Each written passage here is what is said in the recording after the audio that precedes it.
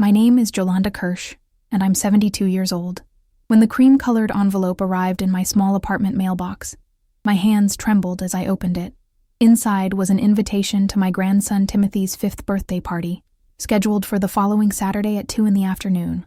The address printed below was my son's house in the suburbs of Portland, Oregon, the beautiful 2-story home I'd helped him buy 15 years ago. I held that invitation against my chest and allowed myself a moment of hope. It had been 3 months since I'd last seen Timothy. 3 months since my son Garrett had started making excuses about why I couldn't visit. The divorce had been finalized 6 months ago, and in that short time, I'd watched my entire world shift beneath my feet like sand. For 47 years, I was married to Duncan Kirsch, a man who slowly drained every drop of joy from my life. The marriage wasn't violent in the physical sense, but Duncan had a way of making me feel small with just a look, just a comment. Jolanda, that dress makes you look older. Jolanda, why would you say something so foolish? Jolanda, no wonder Garrett doesn't call more often with a mother like you. The apartment I now lived in was a modest 1-bedroom in southeast Portland. After the divorce, Duncan kept the house, that sprawling 4-bedroom colonial where I'd raised Garrett, where I'd hosted countless holidays, where I'd poured my heart into making a home. The judge said it was fair since Duncan had been the primary earner. I got a small settlement and my freedom, which at the time felt like enough. I spent that week before Timothy's birthday preparing. I bought him a wooden train set from a local toy store, the kind with hand-painted details that children could play with for years. I had the gift wrapped in bright blue paper with silver stars. I even bought a new dress, nothing extravagant, just a simple navy blue frock that made me feel presentable. On Saturday morning, I woke at dawn. Rain pattered against my window, typical for Portland in April. I made myself toast and tea, though my stomach was too nervous to eat much. I kept looking at the clock, counting down the hours. At 1 o'clock, I called a taxi. I didn't drive anymore.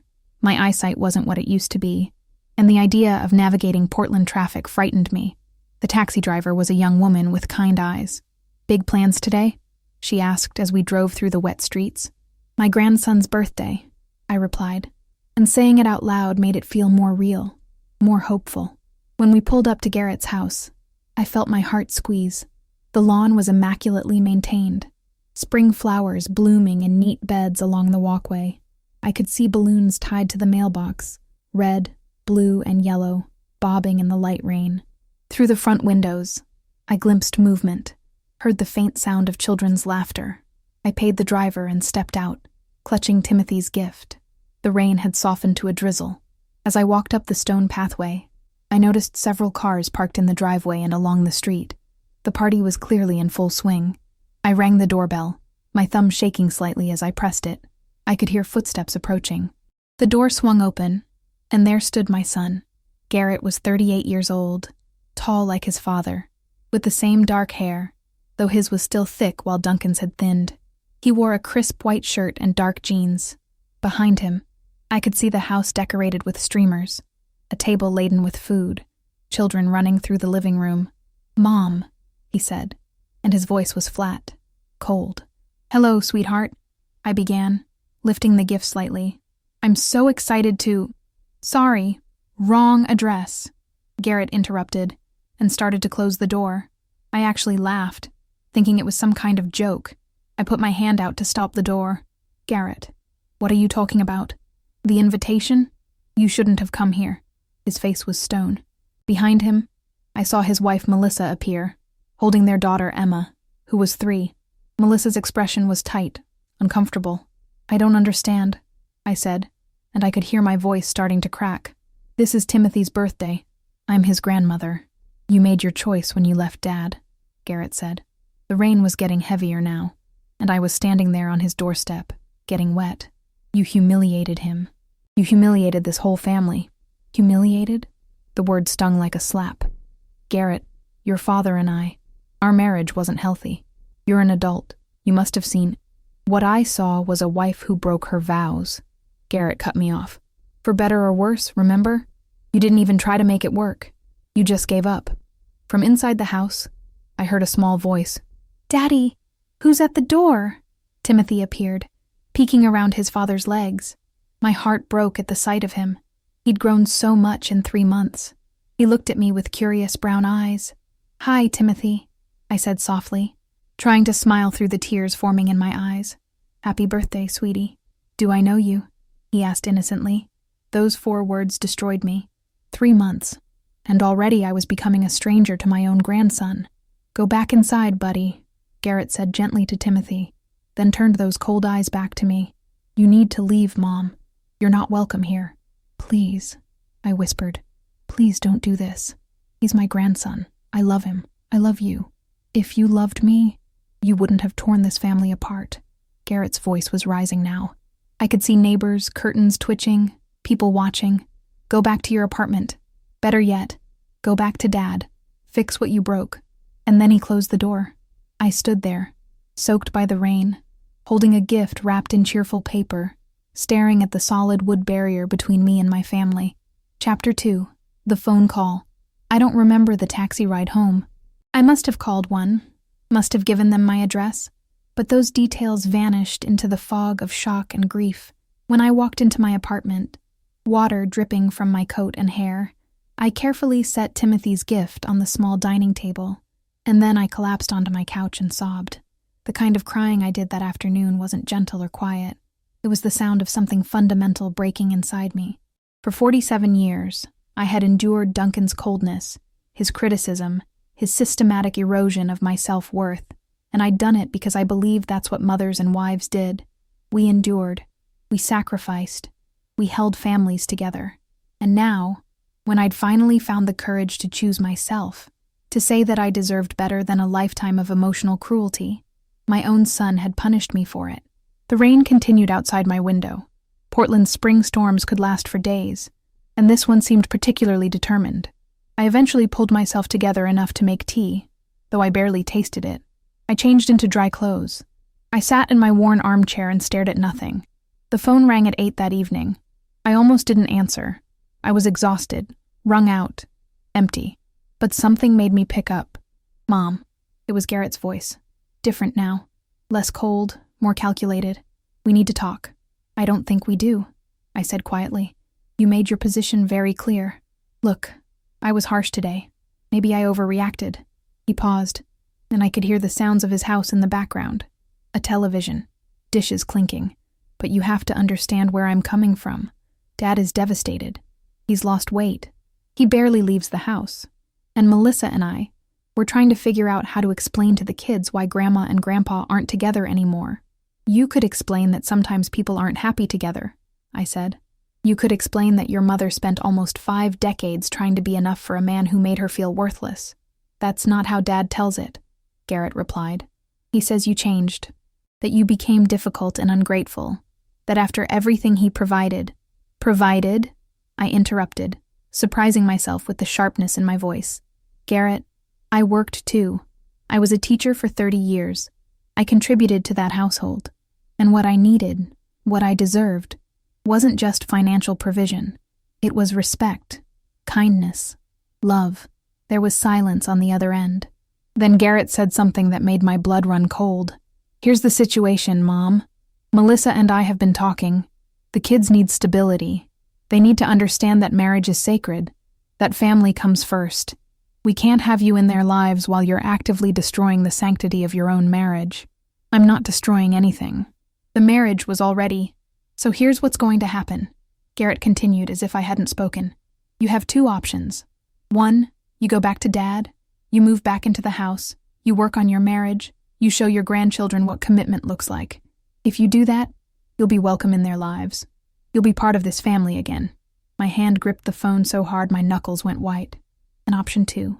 Option 2 is you continue with this independence phase, or whatever you want to call it, and you accept that you won't see Timothy or Emma. You won't be at birthdays or holidays. You won't be their grandmother in any meaningful way." His voice was steady, matter of fact, as if he was discussing a business transaction rather than tearing apart what remained of my heart. "It's your choice, Mom. Your happiness or your grandchildren. You can't have both." Chapter 3. The Weight of Blackmail. After Garrett hung up, I sat in the growing darkness of my apartment for hours. I didn't turn on lights. I didn't move. The rain had finally stopped, and Portland's night sounds filtered through my window. distant traffic, a neighbor's television, the soft whoosh of wind through the trees that lined my street. My mind kept circling back to the same impossible choice: return to Duncan and resume a life that had slowly suffocated me, or maintain my freedom and lose my grandchildren forever. I thought about Timothy's face when he'd asked if he knew me. 3 months. That's all it had taken for me to become a stranger. If I stayed away, in a year he wouldn't remember me at all. Emma was even younger. She'd never have memories of a grandmother who loved her. The logical part of my brain understood what Garrett was doing. It was manipulation, plain and simple. Blackmail wrapped in the language of family values. But the emotional part, the part of me that had rocked Garrett as a baby, that had sat through his school plays and soccer games, that had helped him through his first heartbreak, that part couldn't comprehend how the child I'd raised could hurt me this deliberately. Around midnight, I finally stood and turned on a lamp. The warm light revealed my small apartment in all its modest reality. The furniture was secondhand, collected from thrift stores and yard sales after the divorce. The walls were mostly bare. I hadn't felt like decorating yet. This place was supposed to be a fresh start, a space where I could finally breathe. But right now, it felt like a prison of loneliness. I made chamomile tea and sat at my small dining table, where Timothy's gift still rested. I carefully unwrapped it, folding the cheerful paper. The wooden train set was beautiful, handcrafted, with intricate details. A waste now. I ran my fingers over the smooth wood and allowed myself to cry again, but quieter this time, more resigned. The next morning, Sunday, I woke with a decision weighing on me. I needed to at least try to talk to Duncan. Maybe, I thought desperately, we could find some middle ground. Maybe he could speak to Garrett, could tell our son that this manipulation was wrong. Maybe there was a shred of the man I'd married 50 years ago still inside him. I took the bus across town to the house that used to be mine. It looked the same from the outside. The white colonial with black shutters, the oak tree in the front yard that we'd planted when Garrett was born, the driveway where I'd taught Garrett to ride a bike. But it wasn't mine anymore. Duncan's car was in the driveway. I walked up to the front door, my heart pounding, and rang the bell, the same bell I'd rung thousands of times when my hands were full of groceries. Duncan opened the door. At 74, he'd aged in the 6 months since I'd left. His face was thinner, his posture slightly stooped. For a moment, something like surprise crossed his features, but it quickly hardened into the expression I knew so well: cold disapproval. "Jolanda," he said flatly. "Duncan, I need to talk to you. About Garrett." "What about him?" "He didn't invite me in." We stood there with the threshold between us like a border between two hostile countries. "He won't let me see the grandchildren. He's using them to blackmail me into—" I stopped, took a breath. "Did you tell him to do this?" Something flickered in Duncan's eyes. Not quite guilt, but close. I told him the truth, that his mother abandoned her family because she was too selfish to work on her marriage, that she broke sacred vows without even trying counseling, or— "We did counseling," I interrupted. "For 2 years. Duncan, don't you remember? And every session, you sat there and told the therapist that I was overreacting, that I was too sensitive, that the problems in our marriage were because I didn't know how to take a joke or couldn't handle criticism. Because that was true," he said simply. "You were always too emotional, Yolanda. Even now, look at you, getting worked up over nothing." "Over nothing." My voice rose despite my efforts to stay calm. "And our son is keeping your grandchildren away from me. He says I can only see them if I come back here. He's making me choose between my freedom and my family." Duncan crossed his arms. "Then choose family. That's what people with character do. They put family first, not their own selfish desires." He paused, and then added with devastating casualness, "Besides, Garrett's right. The children need to see an example of commitment, of a wife who honors her marriage, not some—" he waved his hand dismissively at me— "some woman who throws away decades of marriage because she's bored." "Bored?" The word came out as a whisper. "Duncan, you made me miserable. For years, decades, you criticized everything I did, every choice I made. You made me feel worthless, and I stayed because I thought it was my duty, because I thought marriage meant enduring anything. But I'm 72 years old, and I finally realized that I deserve better, that I deserve to spend whatever years I have left being happy, or at least not being actively unhappy." Duncan's expression didn't change. Then you've made your choice. Don't come crying to me when you end up alone." He started to close the door. "Please," I said, and I hated the desperation in my voice. "Please just talk to Garrett. Tell him this isn't right. Tell him he doesn't have to do this." "I'll tell him exactly what I've been telling him," Duncan replied, "that his mother is going through some kind of crisis, that she'll come to her senses eventually. And when you do, when you realize what you've thrown away, maybe we can talk about letting you back into this family. Until then," he closed the door. I stood on that porch, staring at the brass knocker I'd polished 1,000 times, and felt something shift inside me. It wasn't the sharp pain of Garrett's rejection or the dull ache of Duncan's coldness. It was something harder, colder. It was anger. Noer. Chapter 4. The Decision to Act. The bus ride back to my apartment gave me time to think, and what I thought about was this. I'd spent my entire adult life being controlled, first by Duncan's subtle manipulation, his constant criticism that made me second-guess every decision, then by societal expectations about what a good wife, a good mother should be, and now by my own son, using my love for my grandchildren as a weapon. Enough. When I got home, I made myself lunch, not because I was hungry, but because I needed to take care of myself, needed to physically manifest the decision I was making. I wasn't going back to Duncan, whatever the cost. I wasn't going to undo the bravest thing I'd ever done, but I also wasn't going to simply accept Garrett's ultimatum. I spent the next 3 days thinking, planning. I took long walks through my neighborhood, a modest area of southeast Portland where cherry trees bloomed along the sidewalks, and people nodded hello as they passed. I sat in coffee shops, nursing tea and watching people, young mothers with children, elderly couples holding hands, solitary readers absorbed in their books. All these different ways of being human, of finding meaning and connection. On Wednesday, I called my friend Vera Rothstein. Vera and I had taught together for 20 years before we both retired. She was 70, sharp as a tack, and had been divorced twice. Both times for good reasons, she liked to say. First husband was a drunk, second was a cheater. But I learned something from each of them. Mainly that I'm better off alone than with the wrong person. I told Vera everything over coffee at a small cafe near Powell's Books. She listened without interrupting, her intelligent brown eyes fixed on me with complete attention. When I finished, she sat back and was quiet for a moment. "You know what you have to do," she finally said. "Do I?" I asked. "Because right now I feel completely lost. You have to document everything," Vera said. "Every conversation, every denied visit, every manipulation. You have to build a case. And then you have to fight. Fight how? I can't force Garrett to let me see the kids. He's their father." Vera leaned forward. "No, but you have rights. Grandparents. Rights are a real thing, especially in Oregon. If you can show that you had a meaningful relationship with those children, that you were actively involved in their lives, and that the denial of access is harmful, you might have legal recourse." The idea had honestly never occurred to me. Legal recourse? Sue my own son? "Is it any worse than what he's doing to you?" Vera asked gently. "Yolanda, what Garrett is doing is called parental alienation when one parent does it to another. When a parent does it to a grandparent, it's just as damaging. Those children loved you. You were part of their lives. And now Garrett is using them as pawns in his father's game." I felt tears prick my eyes again. But this time they weren't tears of helplessness. They were tears of something else. Resolve, maybe, or righteous anger. "I don't want to hurt Garrett," I said quietly. "Then he shouldn't have hurt you first," Vera replied. "Listen, I'm not saying this will be easy. I'm not saying it won't damage your relationship with your son, at least in the short term. But that relationship is already damaged, honey.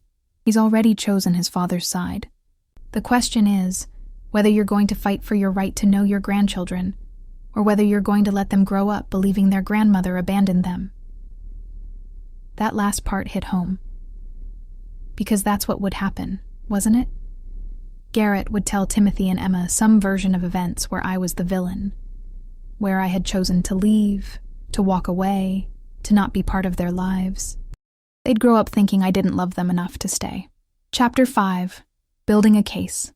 That same week, I found a lawyer. Her name was Nia Pemberton, and she specialized in family law. Her office was in a converted house in the Alberta Arts District, and when I met her, I immediately felt she understood the complexity of my situation. Nia was in her mid-50s, with natural hair styled in elegant locks, and a direct way of speaking that I appreciated. After I told her my story, she asked pointed questions about my relationship with my grandchildren, the frequency of visits before the divorce, whether I'd provided childcare or financial support, whether there were any documented instances of my involvement in their lives. The challenge here, Nia explained, is that Oregon's grandparent visitation statute is quite limited. It generally only applies when there's been a disruption in the family structure: divorce, death, separation.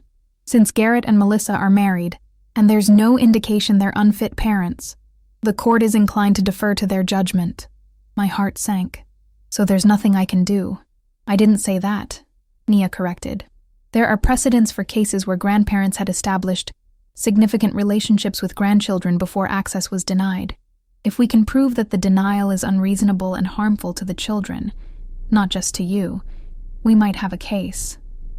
She paused. But I have to be honest with you, Jolanda. This will be expensive. It will be emotionally draining. And there's no guarantee we'll win. The court system heavily favors parental rights. What's the alternative? I asked. I do nothing and lose them forever. Nia regarded me thoughtfully. Some grandparents in your position try mediation first, family counseling, attempting to repair the relationship without involving the courts. I thought about Garrett's cold voice on the phone, Duncan's dismissive cruelty on his doorstep. Bikin, I don't think they'd agree to that. Probably not, Nia admitted, but we should at least make the attempt. It looks better if we go to court and can show that you tried every reasonable avenue first. Over the next 3 weeks, I did exactly that. I sent Garrett a certified letter, carefully worded with Nia's help, requesting mediation. I explained that I loved him and his family, that I wasn't trying to interfere in his life or his marriage, that I simply wanted to maintain a relationship with my grandchildren. I suggested family counseling, mediation, even supervised visits if that would make him more comfortable. The certified letter came back signed, so I knew Garrett had received it, but he never responded. Not a phone call, not a text, nothing. I sent another letter directly to Melissa. It was harder to write that one because I'd always gotten along with my daughter-in-law, or so I'd thought. I appealed to her as a mother, asked her to imagine how she'd feel if someone tried to keep her from her own children. I said I understood family dynamics were complicated, but that the children didn't need to be caught in the middle. That letter also went unanswered. During this time, I documented everything.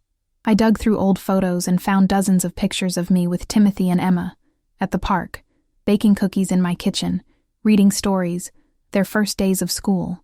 I found birthday cards I'd sent, receipts from gifts I'd purchased. I compiled a timeline of my involvement in their lives, weekly visits for the past 5 years, regular babysitting when Garrett and Melissa needed date nights, attendance at every birthday party and school event until the divorce. The evidence was overwhelming. I hadn't just been a distant grandmother. I'd been actively, lovingly involved in every aspect of my grandchildren's lives. And then, because I'd chosen to leave an unhappy marriage, that involvement was severed completely. Nia reviewed my documentation and nodded approvingly. This is good. This shows an established relationship. Now we need to make one more attempt at contact.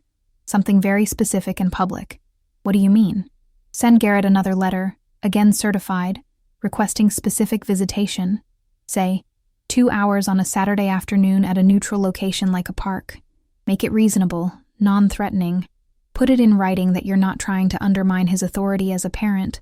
If he refuses this reasonable request, it strengthens our case that the denial is unreasonable and punitive rather than in the children's best interest.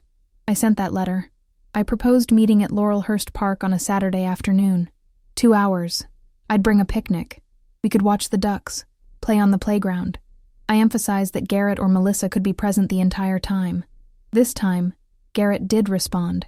The email was brief. Our previous conversations made our position clear. Please stop contacting us.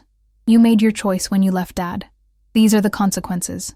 Those 3 words, these are the consequences, revealed everything. This wasn't about protecting his children. This was punishment.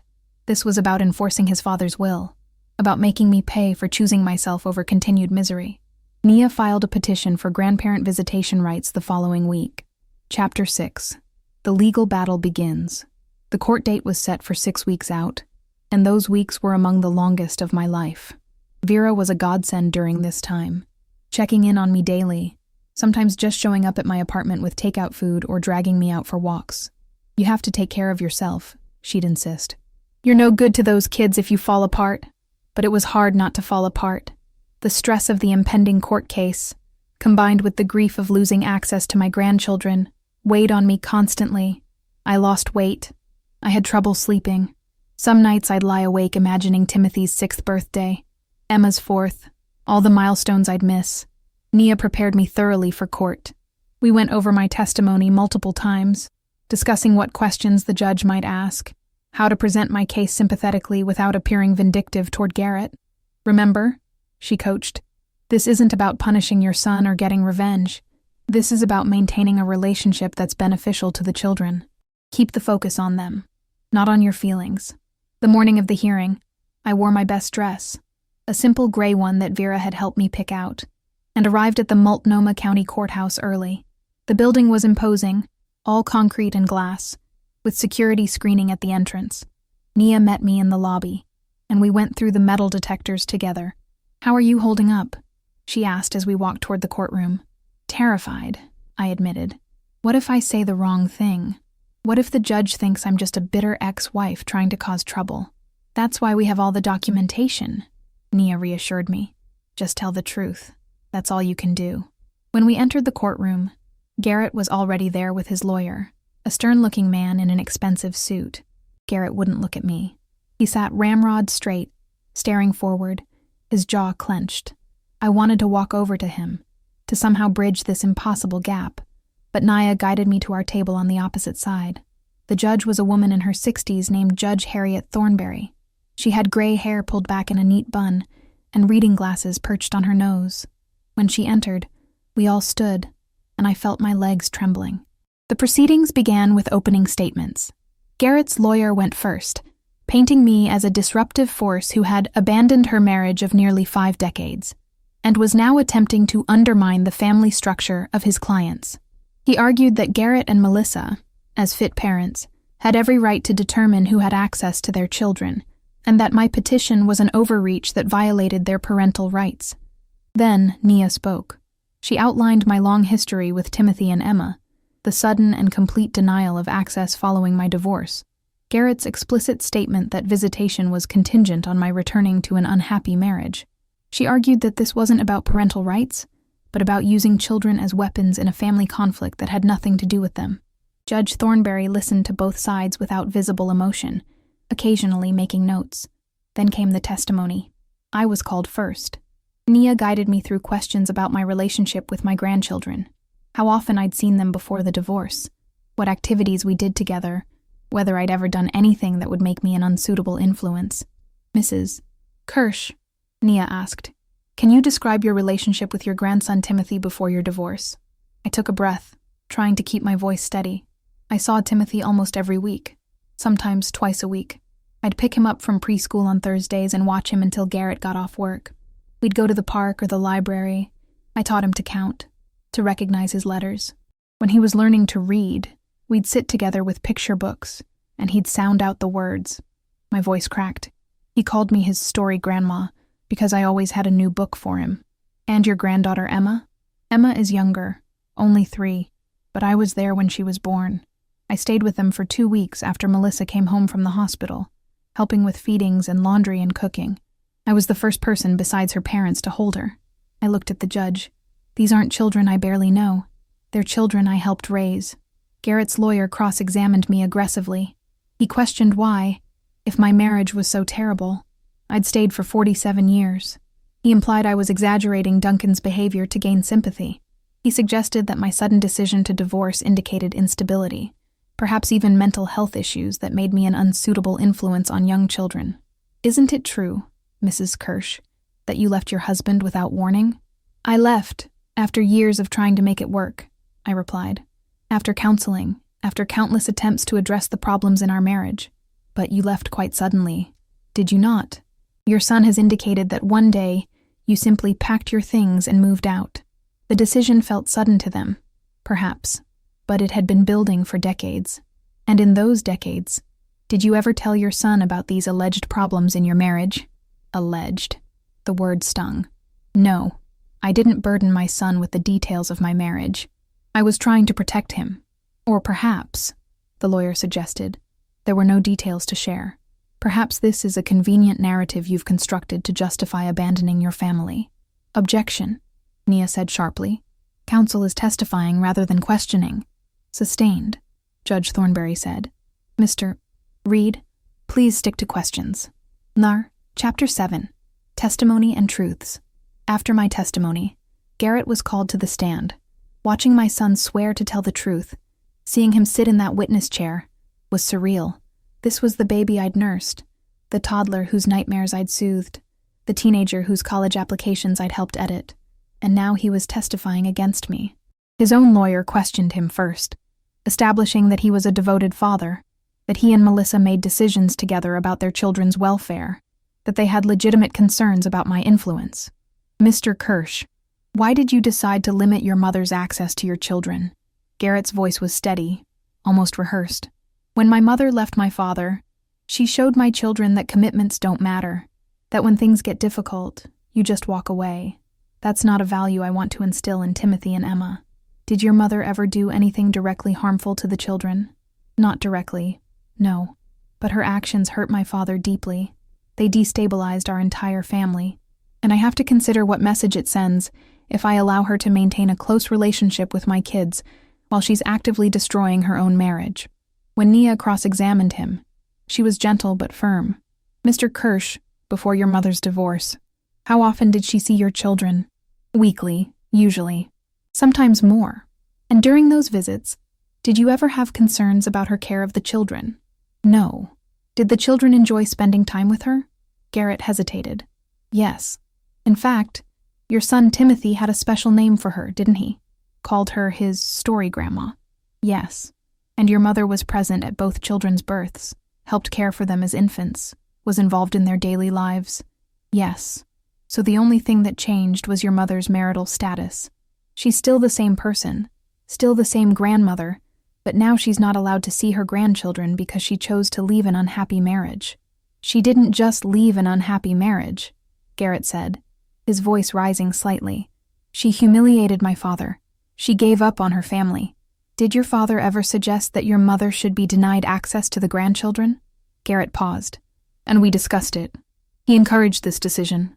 He expressed his feelings about what my mother had done. And what about your children? Have they asked about their grandmother? Another pause. Longer this time. Timothy has mentioned her a few times. What does he say?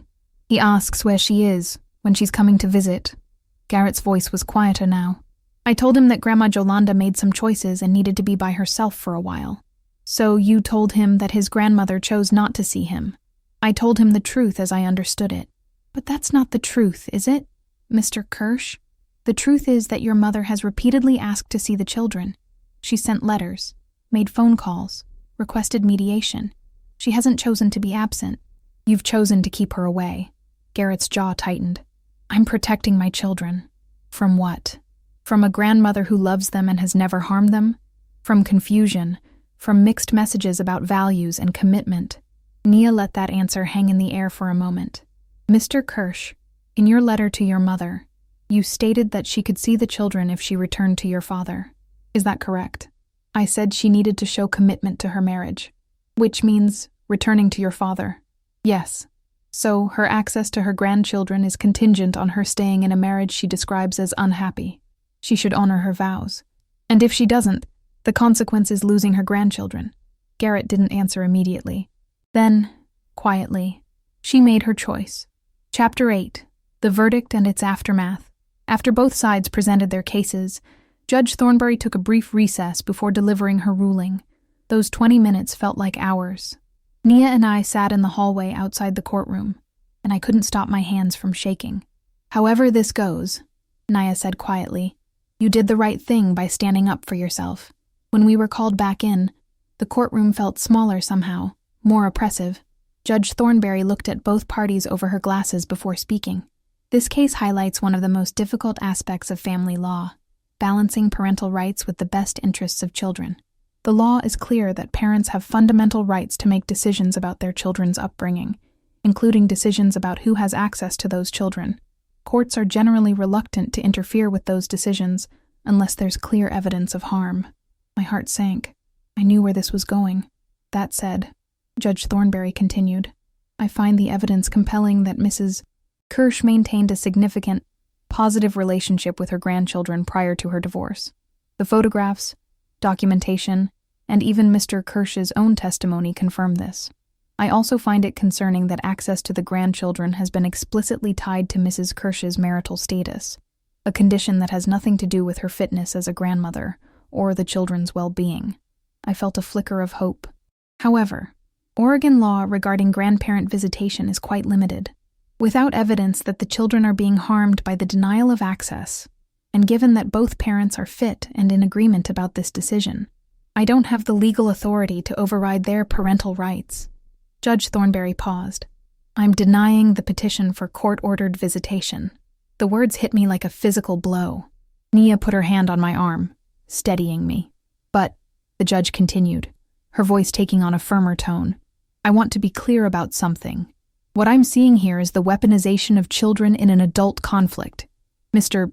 Kirsch, your children had a loving grandmother actively involved in their lives, and that relationship has been severed not because of anything she did wrong, but because you disagree with her personal life choices. While I can't legally compel you to allow visitation, I strongly encourage you to reconsider this position. Children benefit from having loving, involved grandparents. Denying them that relationship to punish your mother is, in my opinion, short-sighted and potentially harmful to your children in the long run. She looked directly at Garrett. You may win this legal battle, Mr. Kirsch, but I urge you to think about what you're losing and what you're teaching your children about love, forgiveness, and family. This court is adjourned. We stood as the judge left. Across the room, Garrett's lawyer was patting him on the shoulder, clearly viewing this as a victory. Garrett finally looked at me, and I searched his face for any sign of the boy I'd raised.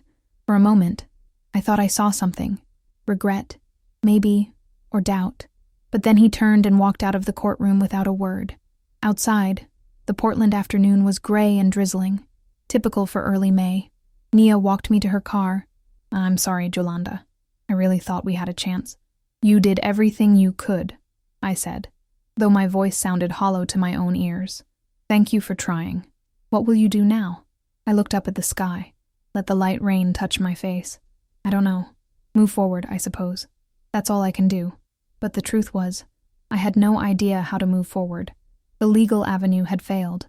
Garrett had made his position clear. I'd lost not just my grandchildren, but my son too. The family I'd spent decades building was gone.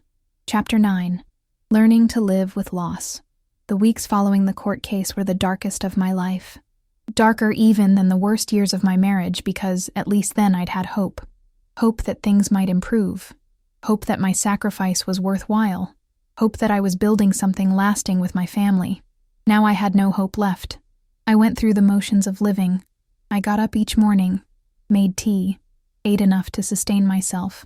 I took walks through my neighborhood because Vera insisted I needed to get out of the apartment. But everything felt muted, colorless, like I was moving through a fog. Vera was relentless in her support. She'd show up unannounced with groceries or books from the library. She'd invite me to her book club, to movies, to volunteer opportunities. Most of the time I declined, but she never stopped asking. You can't let this destroy you, she said one afternoon about 3 weeks after the court case. We were sitting in my apartment, rain streaming down the windows. Jolanda, look at me. You survived 47 years with a man who tried to make you small. You found the courage to leave. Don't let him win now by giving up on yourself. I haven't given up, I said quietly. I don't know who I am anymore. I was a wife, then I wasn't. I was a grandmother, and now I'm not allowed to be that either. So who am I? You're Jolanda Kirsch, Vera said firmly. You're a woman who taught hundreds of children to read. You're someone who loves fiercely and stands up for herself even when it costs everything. You're my friend, and you're someone who has the rest of her life ahead of her, however many years that is, and you get to decide what to do with that time. What if I don't want to decide? What if I'm just tired? Vera took my hand. Then rest, but don't quit. There's a difference. I thought about that conversation a lot in the days that followed. Maybe she was right. Maybe I'd been so focused on what I'd lost that I couldn't see what was still possible. I started small.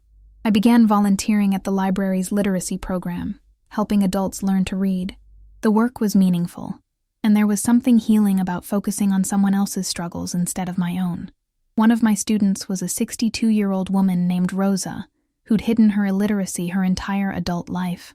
Watching her face light up when she successfully read her first complete sentence was a reminder that change and growth were possible at any age. I also started attending a support group for grandparents who'd been denied access to their grandchildren.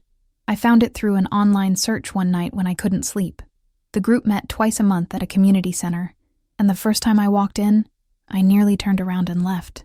The idea of sharing my story with strangers felt overwhelming, but I stayed.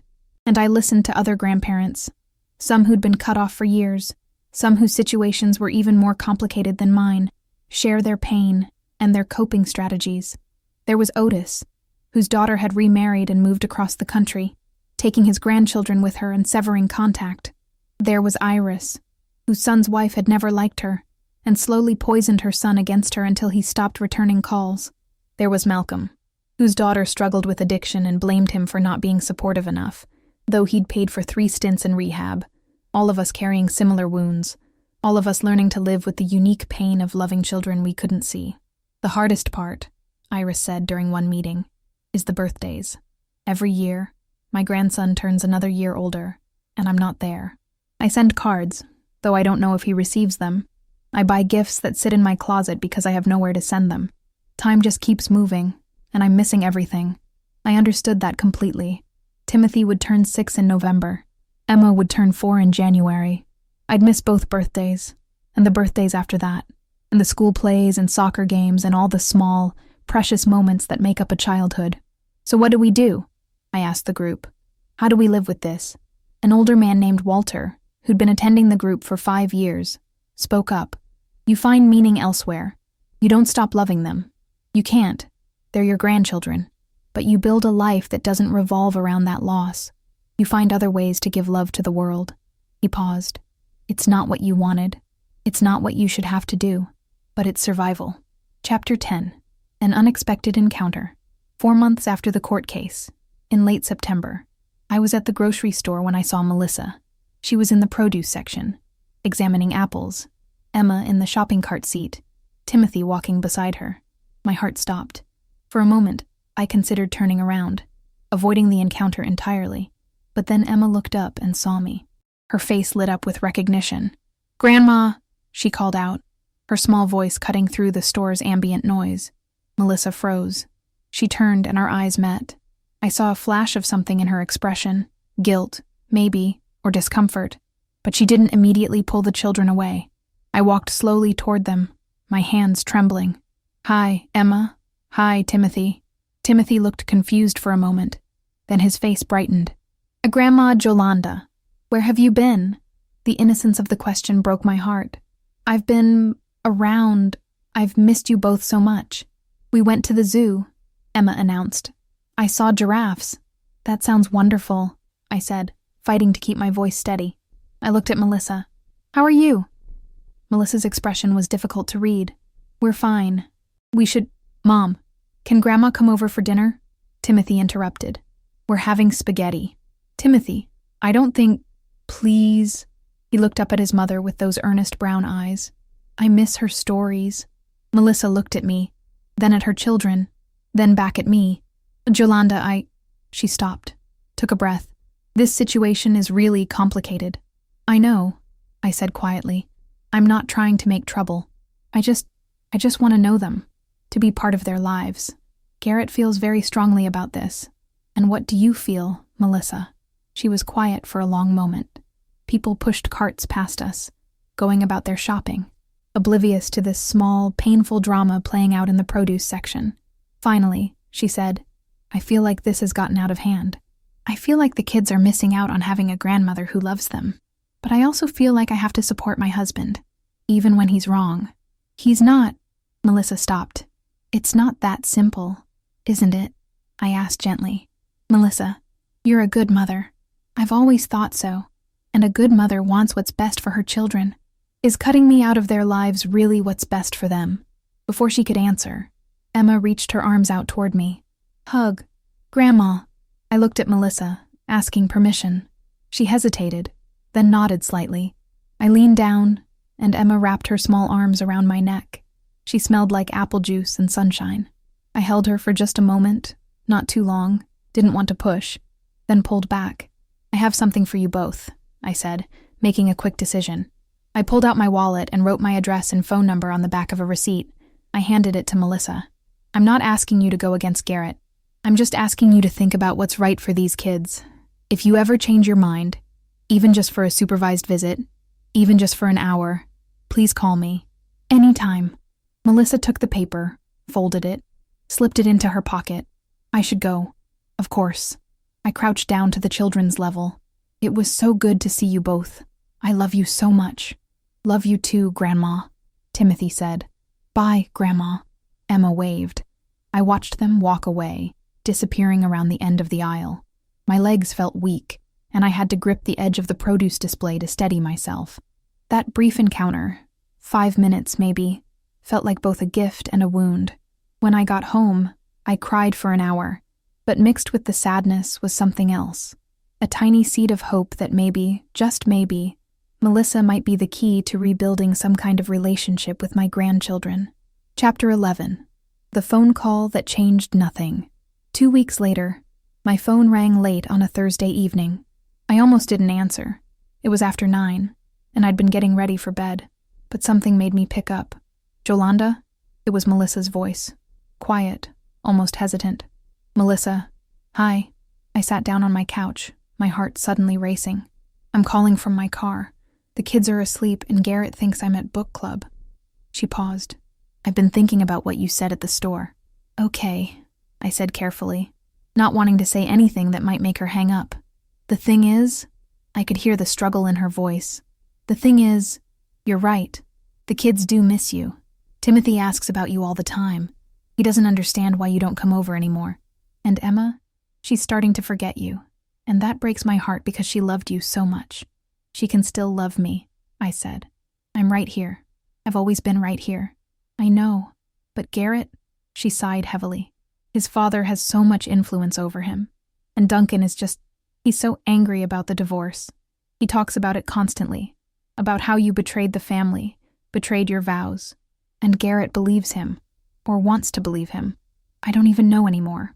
What do you believe, Melissa? There was a long silence. Then, I believe people deserve to be happy. I believe that staying in a marriage that makes you miserable isn't noble. It's just sad. And I believe these children deserve to have their grandmother in their lives. Her voice cracked slightly. But I can't go against my husband. If I do, it'll destroy our marriage. He'll see it as a betrayal. So what are you saying? I'm saying I can't help you. I'm sorry, Jolanda. I'm so sorry. I wish things were different. But I can't. I can't risk my marriage over this. I have to think about my kids, about keeping their family stable. By denying them a relationship with their grandmother, I couldn't keep the bitterness out of my voice. Now I know how it sounds, Melissa said. I know you think I'm weak. Maybe I am. But I'm choosing my marriage, my immediate family.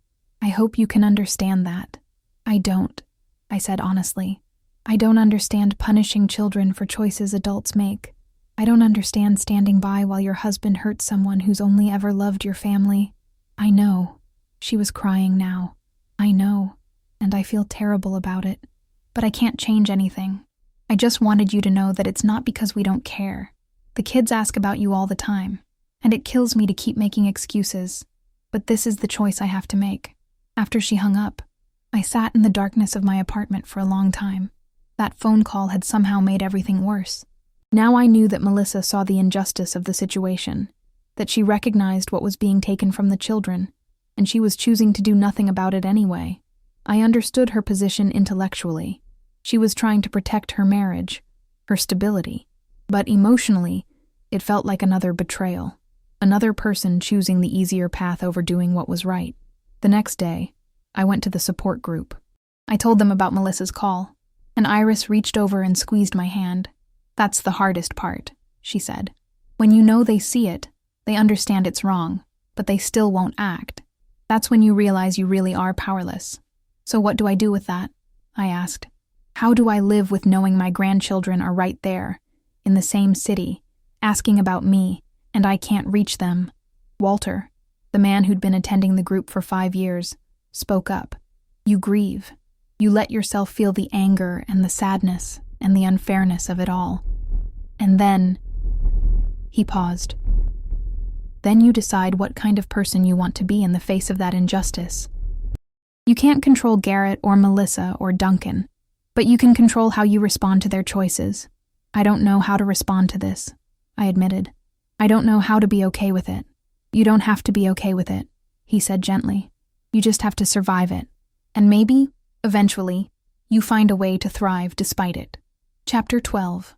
Learning to live with an open wound. It's been 8 months since I last saw Timothy and Emma at the grocery store. 8 months since Melissa's phone call. 8 months of birthdays and holidays without them. Timothy turned 6 in November. I bought him a book about astronomy. He'd always loved looking at the stars. It sits on my shelf, wrapped and waiting for a day that may never come. Emma's 4th birthday is next month, and I've already bought her a stuffed rabbit with soft purple fur. Another gift for the shelf. I won't pretend I've found peace with this situation, because I haven't. Every day, I wake up with the knowledge that my grandchildren are growing up without me, that they're learning to think of me as someone who abandoned them, rather than someone who was kept away. That knowledge is a constant ache, like a bone that healed wrong and hurts in certain weather. But I've learned some things. I've learned that survival sometimes looks different than you expected. I've learned that you can be heartbroken and still get up every morning. I've learned that meaning and purpose can exist even when you've lost something fundamental. I still volunteer at the literacy center. Rosa can now read at a 4th grade level, and she's working her way through books she's wanted to read her entire life. Last week, she brought me flowers to thank me. You gave me something I thought I'd never have, she said. I wanted to tell her that she'd given me something too, a reason to show up, a reminder that I could still make a difference in someone's life, but I just hugged her instead. I'm also fostering cats now. Vera suggested it after I mentioned how quiet my apartment felt. I have 2 currently, an older orange tabby named Milo, who was abandoned when his owner passed away, and a skittish calico named Pepper, who was found living under a dumpster. They're not grandchildren, but they're lives that need care and love, and caring for them gives my days structure and purpose. The support group has become important to me. We're a strange little family, bonded by loss and learning to live with it. Last month, Otis received his first letter from his daughter in 3 years. His grandson had asked about him, and the daughter finally broke down and agreed to supervised visits. We all cried at that meeting, both for Otis's joy and for the reminder that sometimes, maybe, things can change. I still have hard days. Days when I see a grandmother with her grandchildren at the park and have to look away. Days when I imagine what Timothy and Emma are doing right now, at this very moment. Days when the unfairness of it all threatens to swallow me whole. But I also have good days. Days when I'm reading with Rosa, and I see the world opening up for her, word by word.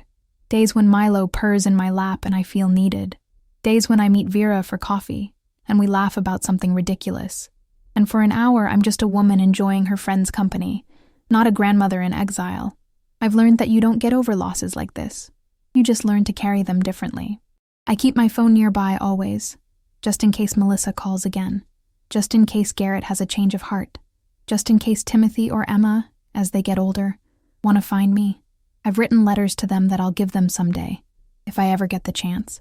Letters explaining what happened, telling them I never stopped loving them, never stopped thinking about them. But I'm also learning not to live my entire life in waiting. I'm 73 now. I don't know how many years I have left. And while I would give anything to have my grandchildren back in my life, I can't spend whatever time I have left frozen in grief. Yesterday, a new member joined our support group. Her name is Portia, and she's 68. Her daughter cut her off 6 months ago over a disagreement about politics. Portia looked around our circle with desperate, haunted eyes and asked the question we've all asked. How do you live with this? I thought about all the easy answers I could give. Stay busy, find purpose, focus on what you can control. But instead, I told her the truth. You live with it badly at first. You break, you rage, you grieve. And then, slowly, You start to put yourself back together. Not the same as before. You can't be the same, but maybe into something that can survive this. And some days you'll still break again, and that's okay too. This isn't about being strong all the time. It's about being honest about the pain and choosing to go on anyway. Portia nodded, tears streaming down her face, and I knew she understood. I chose my own happiness over returning to a marriage that was killing me by inches. That choice cost me almost everything, but I can't regret it, even now, because going back to Duncan wouldn't have solved anything. It would have just taught me and my grandchildren that women should sacrifice themselves to keep others comfortable, that suffering in silence is somehow noble. Instead, I've taught them something different, even if they can't see it yet. I've taught them that sometimes doing the right thing is hard and lonely, that standing up for yourself has consequences, that love isn't always enough to overcome other people's choices. Maybe someday, when Timothy and Emma are older, they'll understand. Maybe they'll seek me out, want to hear my side of the story. Maybe they'll read these letters I'm writing and know that their grandmother loved them through all the silence. Or maybe they won't. Maybe Garrett's narrative will win, and I'll be remembered as the grandmother who abandoned them, if I'm remembered at all. I have to be okay with both possibilities. This afternoon, I'll take Milo to the vet for his checkup. Tomorrow, I have my literacy session with Rosa. This weekend, Vera and I are going to a play at the community theater. These small moments make up my life now. Not the life I wanted, not the life I planned, but the life I have. And in those moments, I try to remember that I'm still here, still standing, still capable of love and purpose, even when the people I love most have chosen to shut me out. That's what I've learned from all of this, that you can lose almost everything and still find reasons to get up in the morning. It's not the happy ending anyone wants. It's not justice or reconciliation or closure. It's just survival. And some days, that has to be enough. The rain is falling again tonight, gentle against my windows. Somewhere in this city, my grandchildren are sleeping in their beds, dreaming their child dreams. They don't know their grandmother is thinking of them, missing them, loving them across the distance that's been forced between us. But I know, and I'll keep knowing, keep loving, keep hoping that someday the people who built these walls will choose to tear them down. Until then, I'll keep living, not happily ever after, but honestly ever after. And maybe that's its own kind of courage. The end. This story reminds us that doing the right thing doesn't always lead to happy outcomes, that sometimes, even when you make the brave choice, you lose. But it also teaches us that survival itself is a form of victory, that building a meaningful life from the rubble of loss is possible, even if it's not the life we dreamed of. The lesson isn't that everything works out. It's that we're stronger and more resilient than we know, and that love doesn't disappear just because it's not returned or acknowledged. Jolanda's story is a testament to the quiet courage of continuing, of finding purpose in pain, and of refusing to let other people's choices define your worth.